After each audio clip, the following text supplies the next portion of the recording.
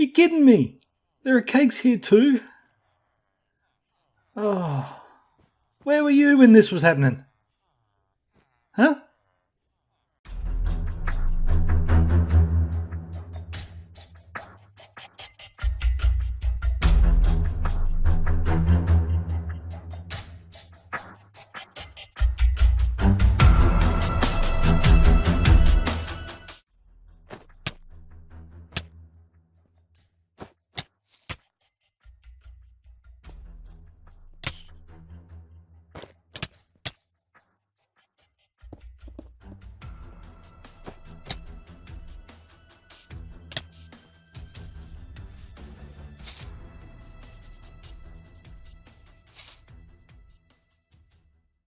Alright, this is starting to get dangerous. We're getting very close to the nether hub, but I'm feeling lazy.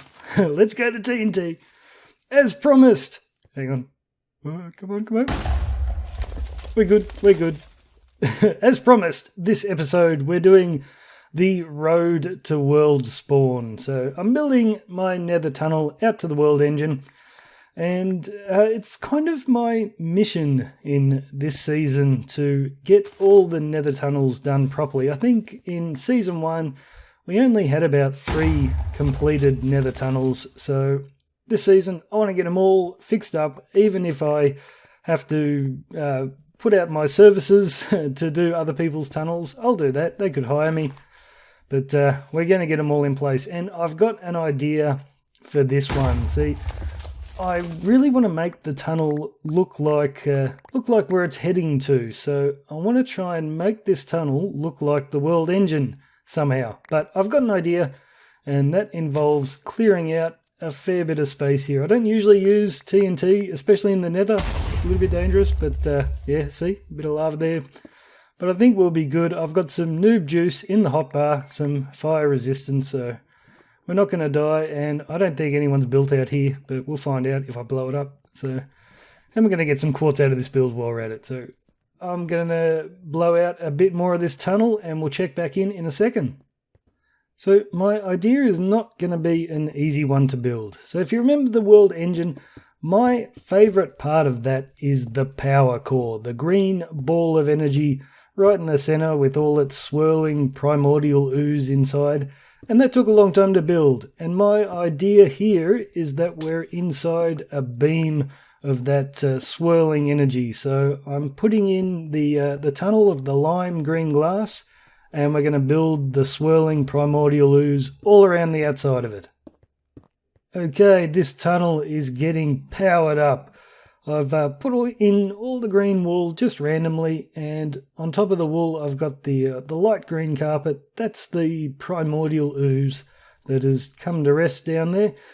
So I think this place just needs a bit more lighting just to bring it to life. So I'm going to put a bit of lighting on the floor and ceiling, but I also want to hide some in the just in the sides here, but I don't want it to be visible. So I just got to figure out how to do that. Okay, so this is what I'm doing. Everywhere where I'm finding these 3 bits of wool together, I'm just going to hide a jack-o'-lantern behind it. So I can rest it on a bit of netherrack to cover the bottom, and I think I'll cover the sides with some green wool, and the light will still shine up through the carpet that I've just placed on top there. So you won't be able to notice this from the inside. So I'm just going to go around every side and throw these in. We're nearly done. You can see I'm underneath the pathway now, and I've been putting in this detail on the bottom, and I've got some on the ceiling. You can see it up there. And I've just been following the natural sort of path of this tunnel that I TNT'd out.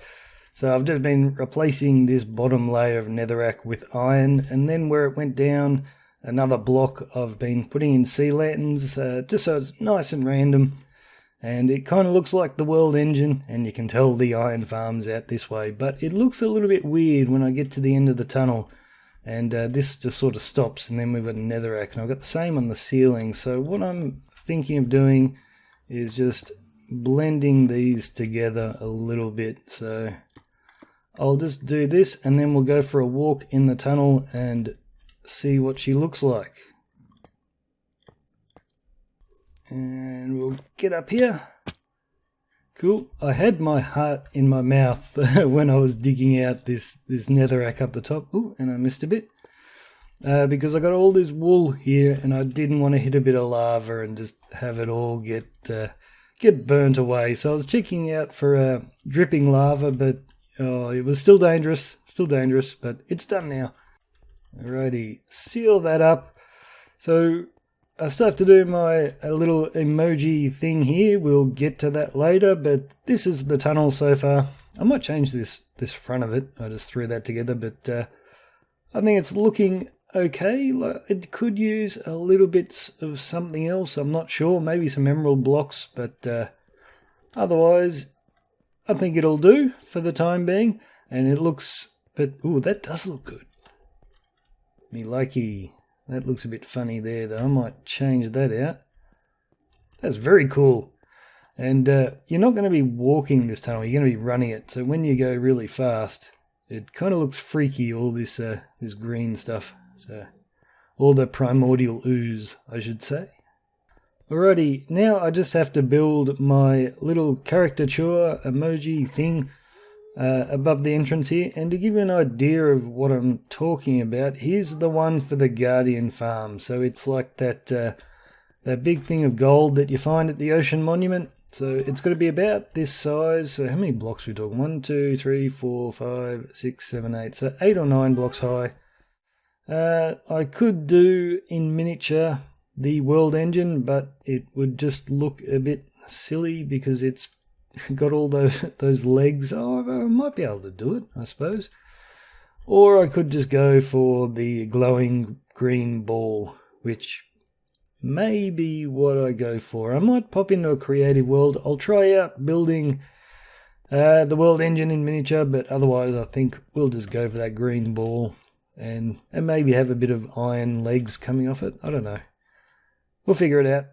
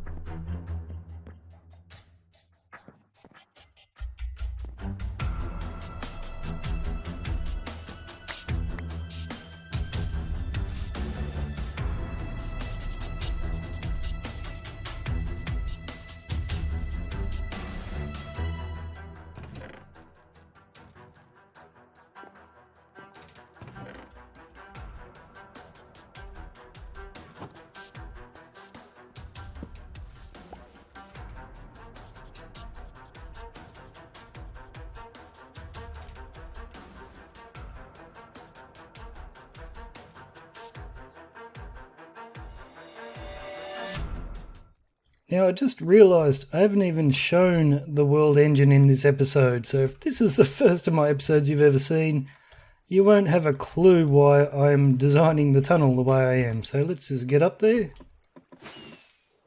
So that green sort of primordial ooze pattern I was doing in the tunnel, it's meant to represent the power core of the world engine. So it's this compared to this. So that's why I've got the funny pattern. I think it looks pretty good. It's pretty obvious where we're going if you've seen the power core before.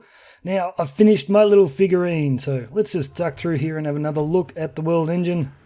So you'll have to imagine that the legs are complete. It's a lot of work before that's done.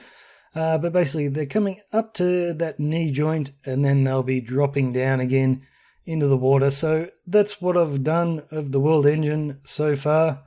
Let's get a look from the air.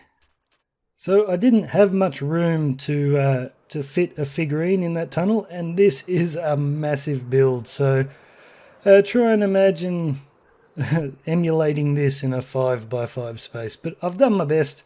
Let's go check it out. And we're coming up on it now. Here it is. It's not nearly as impressive as the real world engine. And the design I figured out in creative, I think the legs looked a little better, but I sort of had to straighten them up because I was encroaching too much on this little passage. I've already encroached a little bit there, but I don't really want to move it over because it's centered on my passage right here. But yeah, I think it looks pretty good considering I don't really know what the world engine's going to look like when it's done. I had originally intended to do like just a big power core like we saw back at the world engine, but I realized, like, to me, I would see that and immediately know what it was, but for anyone else who hasn't actually been over there and has only seen in my videos, they might look at that big green ball full of emerald blocks and think maybe that's a villager trading hall or something. They mightn't know, but I think this is pretty obvious. They're either going to think it's the world engine or I've built Space Invaders down here. So, one tunnel complete. The next one should be easier because there's not really a tunnel, it's just an entryway for my base and the gold farm. The problem is I've been meaning to renovate the gold farm for a long time. I designed it really early in the game, so it's pretty rubbish. So I've been meaning to renovate, and the emoji thing I want to do will look like what it's going to look like once I've renovated, but I'm not really sure what that is yet. So I'll hit the drawing board and see what we come up with.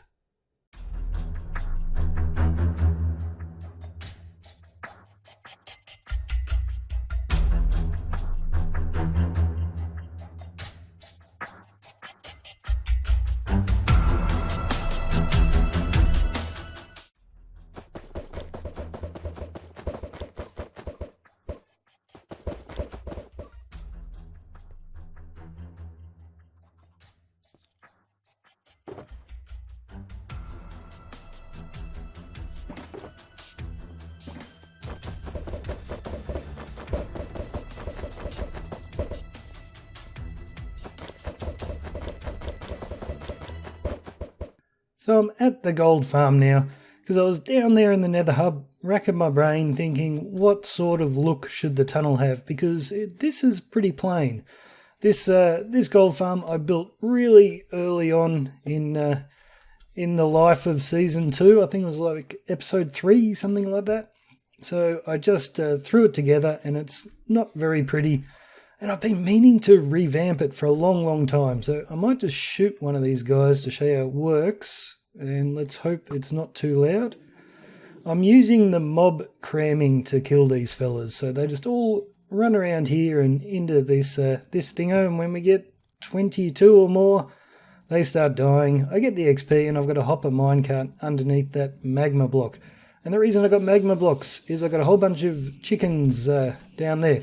And every time they lay an egg, this dropper will throw it at me, so I can sit here with an egg loaded and something sitting on my mouse button and go AFK. And when I throw the egg at them, it makes them cranky and they come at me again.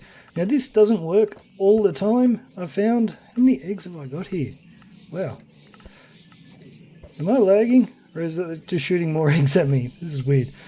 It doesn't work all the time. Like sometimes you get a really good run, maybe when no one else is on the server and it makes them angry, but other times you just throw the eggs at them and they don't respond to it. It's a bit weird. So I want to be able to change this so you can turn the eggs off completely, which at the moment it doesn't do. It just keeps spitting eggs, so there's always eggs and chickens lying around. Look at all those chickens out there. People have been throwing eggs out in that direction.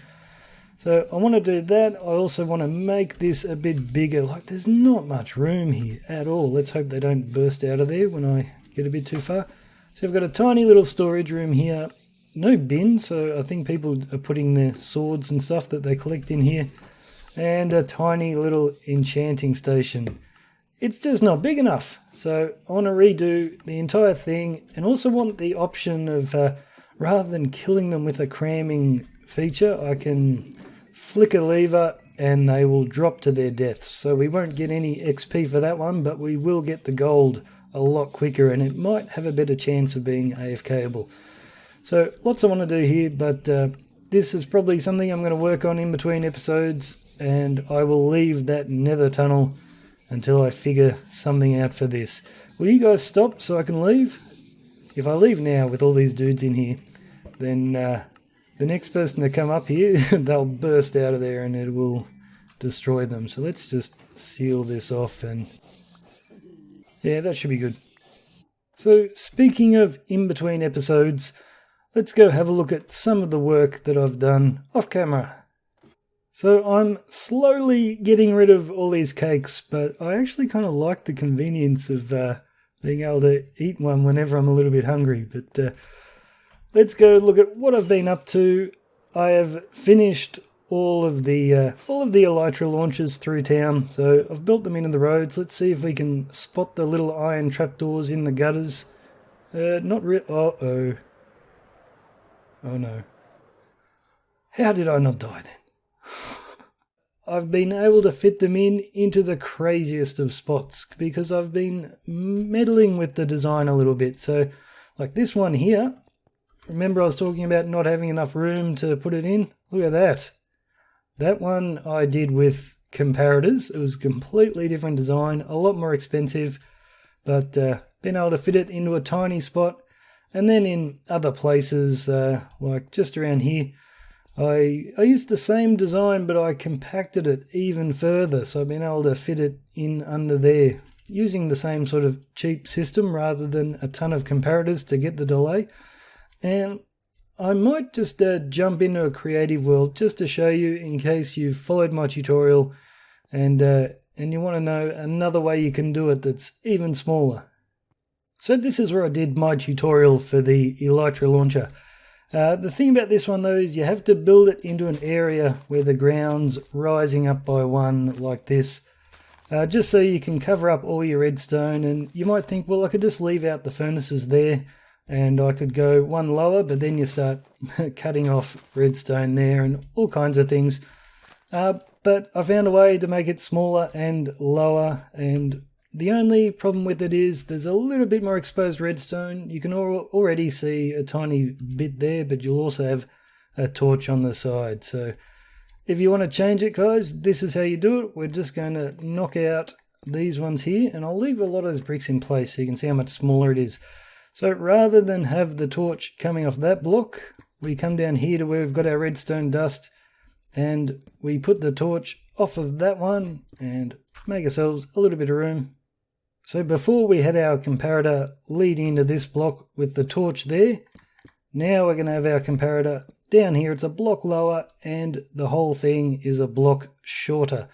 So we'll chuck a block there with a torch on the side, and then it's just dust, and we'll do hopper there temporarily, hopper into that, break that one, hopper into there, put our 30 items in, and then you can furnace on top. Oop, I'm jumping around everywhere. And now, guys, we have a dirt level that is one lower, and the whole thing's shorter. So that's an improved version of my tutorial. I don't think I'll bother doing another tutorial, but for you guys who watch my Let's Play episodes, there's a little bonus for you. So we're going to end the episode, guys, on top of BC's little alarm clock over here. But there's one thing I wanted to talk about before I go. You didn't seriously think I would be satisfied with only 3 phases of revenge, did you? No. Now, you see this bow I'm carrying here? This is a mending and infinity bow. We can't make these anymore, and it's the only one I have. And I am going to be giving this one away to whichever person on our server. So are you listening, guys? Do you want this bow? I know Hodag just lost his. If you want this bow, I will give it to whoever does the best prank on BC. So that's right, guys. Phase 4 will be multiple waves of attack, and other people for him to get revenge on instead of me. So cheers from me, guys. I'm Cortezerino. See you later.